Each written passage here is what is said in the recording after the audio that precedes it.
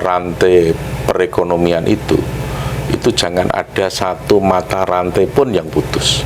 Betul. Kalau ada satu mata rantai yang putus, itu berpengaruh terhadap mata rantai yang lain. Kalau di bidang pertanian ini, petani itu merasakan kesejahteraan, itu akan berdampak positif terhadap mata rantai perekonomian yang lain. Yes, keren. Anaknya mau jajan juga bisa. Dia mau jajan di warung, dia bisa karena punya duit.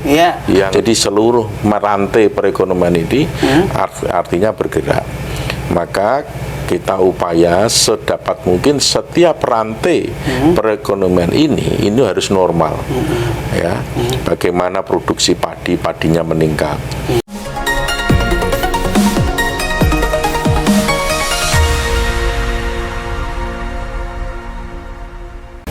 Dari Jawa Tengah, Bincang Tipis-Tipis kembali menjumpai Anda bersama saya Erman Tale Daulay di channel Tale Tries Info. Di channel ini berbagai isu terkini yang menjadi perhatian publik dan narasumber yang kita hadirkan untuk membahas isu tersebut akan kita iris-iris menjadi tipis-tipis. Pada tayangan kali ini kita menghadirkan narasumber Bapak Sudewo, Bupati Pati Jawa Tengah. Terima kasih Pak Sudewo sudah bersedia hadir di Bincang Tipis-Tipis. Terima kasih, sama-sama Pak Daulay, Bincang Tipis-Tipis. Iya, Pak, kita mulai dari upaya Bapak mewujudkan ataupun menyukseskan asta-cita Presiden Pak Prabowo, terutama pada butir kedua dan 6, di mana di situ beliau bertekad untuk kemandirian pangan dengan mendorong swasembada pangan. Apa yang langkah Bapak tempuh di Pati untuk mewujudkan hal tersebut? Ya, di Pati berusaha semaksimal mungkin untuk melaksanakan asta-cita dari Bapak Presiden, Bapak Prabowo Subianto, utamanya butir 2 dan 6, yaitu ketahanan pangan. Ada langkah-langkah konkret yang sudah saya lakukan dalam 1,5 bulan masa pemerintahan saya ini. Yang pertama adalah kami berusaha semaksimal mungkin supaya produksi padi di Kabupaten Pati itu bisa 1 hektarnya lebih dari 10 ton. Dan program itu saya buat satu konsep yang matang, diimplementasikan bersama-sama oleh camat, kepala desa, perangkat desa, dan PPL. Karena di Kabupaten Pati sejak tahun 2019 ada 1 desa yang sudah produksi padi 1 hektarnya lebih dari 10 ton. Sejak 2019, artinya sudah 6 tahun yang lalu. Tapi sayang itu tidak dimasifkan ke desa-desa yang lain. Nah, ketika saya tahu itu, langsung saya masifkan. Ada namanya Pak Sunyoto yang bisa membuat produksi padi ini 1 hektarnya lebih dari 10 ton. Kemudian Pak Sunyoto saya suruh jadi mentor, jadi tutorial ke desa-desa yang lain supaya desa yang lain bisa mencapai 10 ton bisa. Bahkan saya juga membuatkan kaos kepada PPL. 1 PPL 2 kaos, kemudian 1 sepatu boot, camat saya beri kaos, kepala desa saya beri kaos untuk penyemangat dia dan sebagai pencapaian target bahwa 1 hektar bisa 10 ton itu minimal. Mengapa ini harus saya lakukan? Karena ini merupakan satu kesempatan emas bagi para petani untuk meningkatkan kesejahteraan para petani. Mengapa? Ada 2 hal yang biasanya di masalah pertanian ini menjadi satu masalah yang krusial, yaitu adalah masalah pupuk. Dan yang kedua adalah masalah harga ketika masa panen. Masalah pupuk itu terjadi bertahun-tahun, berpuluhan tahun. Pupuk itu langka, tapi di pemerintahan Pak Prabowo masalah pupuk itu sudah teratasi. Tidak ada masalah apapun soal pupuk. Yang kedua, biasanya harga panen, harga padi ketika panen itu jatuh. Tapi di masa pemerintahan Pak Prabowo ini harga padi dipatok per kilogramnya 6.500. Jadi panen gabah itu langsung di harga 6.500. Ini kan sebenarnya merupakan satu kesempatan yang harus ditangkap oleh para petani untuk meningkatkan produksinya. Kalau produksinya naik, otomatis pendapatannya naik. Disitulah sumber untuk dia sejahtera. Jadi kebijakan Pak Prabowo yang luar biasa mengatasi soal pupuk, harga gabah per kilogramnya 6.500 ini, saya tangkap sebagai momentum yang sangat baik. Saya buat konsep perencanaan yang matang dalam rangka peningkatan kesejahteraan. Di Kabupaten Padi itu ada 58.000 hektar lahan pertanian. Kemudian ada 35.000 hektar yang irigasi teknis. Masih ada backlog sebesar sekitar 23.000 hektar. Ini yang menjadi PR bersama antara kami dengan pemerintah pusat. Jadi pemerintah pusat harapan saya bisa mendukung untuk mengatasi backlog 23.000 hektar. Ini dengan irigasi, revitalisasi irigasi, ada penormalisasi sungai-sungai untuk mengatasi kekeringan dan juga mengatasi bencana banjir. Kalau ini bisa kita atasi, di mana 58.000 hektar itu bisa mendapatkan irigasi teknis, artinya bisa MT3, masa tanam 3 kali, itu berarti meskipun sekarang produksi padi di Kabupaten Padi itu sudah melampaui daripada target yang dibutuhkan oleh warga Kabupaten Padi. Warga Kabupaten Padi membutuhkan beras tiap tahunnya itu adalah 150.000 ton. Kita bisa produksi sebesar 350.000 ton. Artinya bisa surplus sekurang lebih 200.000 ton. Itu sumbangan kami kepada nasional. Tapi kan tidak hanya soal itu saja. Kita kan kalau mampu untuk meningkatkan yang lebih kan kita tingkatkan. Seperti yang tadi saya katakan, meskipun surplus 200.000 ton, tetapi produksi padi per hektarnya hanya dengan 5,6 ton loh, 5,6 ton. Bapak bisa tembus 10.000 udah. Dengan 10 ton itulah nanti itu insya Allah bisa ini juga. Intensifikasinya itu luar biasa itu, Pak. Itu memang harus kita tingkatkan, dan untuk mencapai target itu harus ada langkah-langkah konkret yang dilakukan. Iya, karena biasanya di Demplot bisa tercapai itu. Begitu di penyebaran pertanian umum, biasanya dia agak ada tantangannya. Itu Demplot itu secara alami loh. Di Desa Karangwagi, Kecamatan Terangkil, itu sudah berjalan loh. Selama 6 tahun kita tidak uji coba, tidak hipotesa, bukan trial and error. Itu sudah mapan selama 6 tahun itu 10 ton lebih. Udah berbudaya dan normal gitu. Tapi anehnya itu hanya terjadi pada desa itu saja.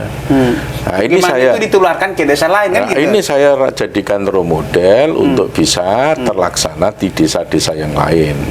Gitu. Kendalanya memang air untuk di beberapa zona tertentu. Pak Bupati, ini petani ini boleh dibilang musuhnya banyak, Pak. Kalau di musim hujan musuhnya hama, musim kemarau kadang musuhnya kekeringan. Tapi beberapa musuh udah Bapak basmi, kayak harga jatuh pada saat panen raya. Udah pemerintah sudah selesaikan. Pak Prabowo itu. Sekarang membasmi musuh-musuh lain ini pendampingan seperti apa yang dilakukan, Pak? Kita harus meningkatkan kualitas atau profesionalitas PPL.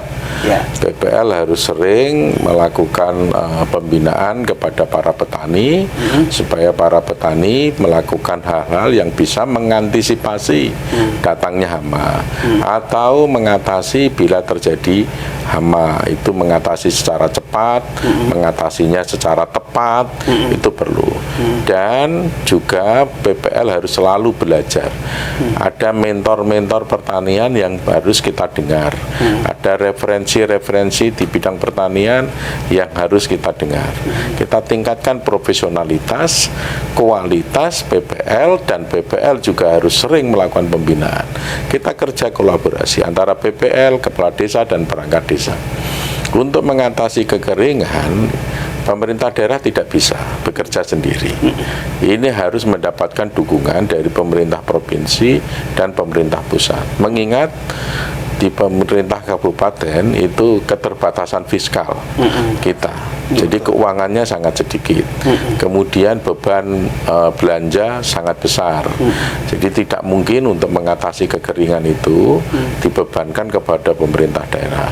Saya dengar ini ada Inpres ya, tentang irigasi yang baru aja ditandatangani oleh Bapak Presiden, tapi masih berproses sampai di Bappenas. Mudah-mudahan itu segera difinalkan oleh Bappenas. Dengan turunnya Inpres itu nanti bisa diimplementasikan membantu pemerintah daerah dalam hal mengatasi kekeringan. Tapi isu global soal kekeringan dan bencana banjir ini adalah fungsi hutan yang tidak berfungsi secara normal sebagai konservasi air, penyimpan air. Akibat hutan itu gundul, ya, beralih fungsi dari hutan menjadi ladang, menjadi tegalan. Ini juga harus menjadi kerjasama semua pihak, antara pemerintah daerah dan pemerintah pusat. Karena hutan itu bukan lahannya pemerintah daerah, lahan itu miliknya pemerintah pusat, Kementerian Kehutanan atau Kementerian Kehutanan yang dikelola oleh Perhutani. Adapun yang sudah dilimpahkan kepada masyarakat menjadi perhutanan sosial itu pun ada batasan-batasan yang bisa dilakukan oleh pemerintah daerah dan diserahkan kepada masyarakat. Masyarakat juga perlu diedukasi, jangan sampai menanamnya sesuai dengan keinginan dia tapi menimbulkan sebuah bencana banjir. Jadi fungsi hutan ini harus tetap dipertahankan sebagai konservasi air. Pak, gaung Astacita itu suasana pangan ke tengah-tengah sawah itu ditandai dengan animo para petani dalam berbudidaya di Pati. Bagaimana Pak suasana kebatinan Bapak tangkap saat ini? Sebenarnya ini butuh sosialisasi ya. Jadi prioritas program pembangunannya Pak Prabowo dengan Astacita ini luar biasa bagusnya. Tapi masyarakat bawah perlu tahu. Perlu tahu, maka perlunya sosialisasi. Pemerintah daerah, pemerintah pusat juga perlu sosialisasi bahwa masyarakat itu paham, masyarakat itu tahu tentang program Astacita. Kemudian dengan dia tahu, dia ada semangat untuk melaksanakan juga. Terlebih kalau diberi ruang oleh pemerintah daerah kebijakan-kebijakan yang bisa mendorong dia untuk melakukan. Ya, kalau saya melihat ini Pak, kenapa penting sekali peningkatan kesejahteraan petani ini? Karena kalau kita bisa menyelesaikan persoalan petani, mayoritas persoalan bangsa ini akan teratasi. Betul. Saya berangkat dari pemikiran sederhana begini Pak Bupati. Kalau anak petani bisa beli baju, berarti kan industri tekstil akan menggeliat. Kalau anak petani bisa jajan, berarti kan kuliner bisa bergerak, kan gitu Pak.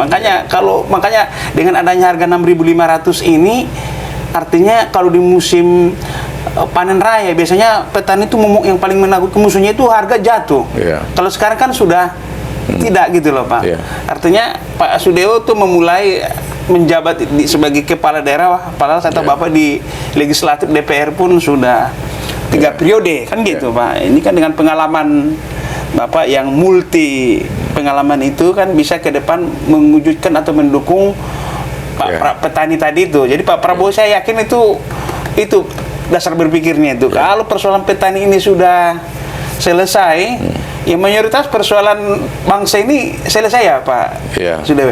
Artinya kreatif apa lagi Pak? Kalau pertanian gabah lagi ini, mungkin Bapak lagi ada pertanian terpadu, ada bebeknya, ya kan? Jadi kalau simbiosis mutualisme ini kita diskusi tipis-tipis dulu ya Pak ya. Kalau jerami bisa jadi pakan ternak, kotoran ternak kan juga bisa menjadi balik lagi ke padi kan gitu Pak. Artinya simbiosis mutualisme ya. Gimana Pak soal itu Pak? Jadi perlu diketahui ya bahwa rantai perekonomian itu jangan ada satu mata rantai pun yang putus. betul. Kalau ada satu mata rantai yang putus, itu berpengaruh terhadap mata rantai yang lain. Kalau di bidang pertanian ini, petani itu merasakan kesejahteraan, Ya. itu akan berdampak positif terhadap mata rantai perekonomian yang lain. Yes, keren. Anaknya mau jajan juga bisa. Dia mau jajan di warung, dia bisa karena punya duit. Iya. Yang jualan Bakso jalan gue, Pak. bakso itu laku, jualan apa itu sayur-sayuran laku, lauk pauk laku, yang jualan di pasar laku, mau belikan baju ya bisa beli, yang jualan baju bajunya laku, yang produksi baju pabrik itu juga laku. Jadi seluruh rantai perekonomian ini artinya bergerak. Maka kita upaya sedapat mungkin setiap rantai perekonomian ini harus normal, ya. Bagaimana produksi padinya meningkat, kemudian bisa kolaborasikan dengan misalnya peternak bebek, bisa dikolaborasikan dengan jerami yang bisa menjadi bahan baku kertas dan segala macam segitu. Tapi perlu diingat, kita tidak boleh hanya fokus soal volume produksi, tidak boleh fokus dalam hal capaian volume produksi saja. Misalnya rata-rata produksi gabah per hektarnya itu 5,6 ton. Kemudian kita berhasil membuat produksi gabah ini 1 hektarnya lebih dari 10 ton atau lebih dari 5,6 ton lah ya, lebih besar dari itu. Tetapi kalau ongkos angkutnya dari tempat panen sampai ke tempat ini, itu sampai rumah, sampai kemudian digiling, kemudian dijual juga tidak, ongkos angkutnya itu tinggi, itu juga kurang ini. Maka perlu diimbangi dengan pembangunan infrastruktur jalan yang bagus, yang memadai. Ya, jangan sampai kita itu oke lah kalau gabah memang harganya per kilogramnya 6.500. Tapi kalau harga upahnya itu tinggi, kan juga mengurangi pendapat, ya kan? Kos produksinya menjadi lebih tinggi lagi. Iya, Pak Bupati. Maka itu pentingnya infrastruktur jalan itu bagus, baik infrastruktur jalan antar desa, antar kecamatan maupun jalan usaha tani sampai pada titik supaya upahnya ini, upah pekerja ini tidak terlalu tinggi. Itu harus dipikirkan dalam satu paket atau satu kesatuan, yang kita tidak hanya fokus soal berapa produksi yang harus kita capai. Pemirsa Bincang tipis-tipis, sebelum kita wawancara Pak Sudewo ini, kita dari data sekunder kita peroleh, beliau ini sekarang revitalisasi pertanian dimaksudkan itu menempatkan kembali arti penting pertanian. Itu yang saya dapat di lapangan gitu loh, Pak Bupati ya. Antara lain seperti memaksimalkan peran penyuluh, ya kan, agar para petani juga ada naik kompetensi, nah, ya kan. Dan di Kabupaten Padi kita itu harus selaraskan dengan pembangunan di bidang pendidikan. Jadi kalau pendapatan itu naik, pokoknya berapa uang yang didapat dari hasil pertanian, itu harus fokus untuk menyekolahkan anak sampai pada jenjang perguruan tinggi. Karena menaikkan produksi dari 5,6 ton ke 10 ton itu, ikut juga petani yang kreatif, petani yang disiplin. Ini kan nggak bisa lagi konvensional gitu loh, Pak. Ya, tidak bisa konvensional ini dipertahankan terus. Harus bertransformasi dari konvensional ke modern. Apakah itu pertanian, apakah itu di perikanan, apakah itu di perkebunan dan segala macam, itu harus bertransformasi ke modern. Bisa ke modern itu pasti didukung dengan sumber daya manusia yang unggul. Itulah konsep pembangunan yang berkelanjutan. Jadi apa yang dibuat oleh Pak Prabowo selama ini, kemudian diimplementasikan oleh Bupati, itu akan berkelanjutan, terus menerus akan dan berkembang, terus maju kalau didukung oleh sumber daya manusia yang unggul. Maka pentingnya itu pembangunan yang bersifat komprehensif. Pertanian oke, pendidikan oke. Oke, terakhir ini Pak, masalah desa. Karena di butir ke-6 juga adalah membangun dari bawah dengan penyebaran ekonomi di desa supaya disparitas dengan kota nggak terlalu jauh. Apalagi pertanian itu semua ada di desa-desa. BUMDes juga katanya nanti BUMDes ada yang produksi di hulu, nanti ada pembeli BUMDes di hilir, kan kayak seperti itu. Gimana Pak soal desa ini Pak? Pembangunan desa itu memang menjadi sesuatu yang penting dan harus dilakukan. Itu harus mendapatkan perhatian dari kabupaten, dari pemerintah kabupaten. Di tempat saya, pembangunan desa kita mulai dari koperasi desa Merah Putih yang akan dibentuk oleh Bapak Prabowo sebanyak 80.000. Instruksi Presiden tahun 2025 nomor berapa gitu, itu sudah kami laksanakan secara masif. Dari 401 desa 5 kelurahan itu sudah kami bentuk, semuanya sudah clear sesuai mekanismenya. Itu tinggal kewenangan dari pemerintah pusat untuk melegalkan ini. Kemudian kami juga mendorong pemerintah desa untuk melakukan satu usaha, baik itu melalui BUMDes maupun usaha-usaha yang lain. Kami memberikan pengertian kepada kepala desa, kepada perangkat desa, kepada PPL. Pokoknya semuanya harus bergerak untuk melakukan usaha di desanya. Jadi belanja desa ini harus dikelola secara baik. Baik, terakhir nih Pak Bupati, soal di tengah efisiensi, apakah berpengaruh ke pelayanan publik di Pati? Insya Allah tidak. Tergantung bagaimana manajemen APBD-nya saja. Dan dalam manajemen APBD yang saya tangani, alhamdulillah belanja daerah kami itu terukur. Outputnya jelas, outcome-nya jelas. Bisa dirasakan oleh masyarakat. Yang semula APBD yang sudah disahkan oleh pemerintahan sebelum saya untuk belanja infrastruktur jalan hanya 40 miliar, setelah kami tangani menjadi 330 miliar. Jadi jalan dalam kondisi rusak berat di mana-mana itu bisa kami atasi. Artinya infrastruktur menuju sentra-sentra produksi ini itu utama, akan memadai sehingga arus barang dari produsen ke konsumen dan perjalanan umat manusia juga semakin lancar. Demikian bincang tipis-tipis bersama Bapak Sudeo, Bupati Pati, Jawa Tengah. Sampai bertemu kembali.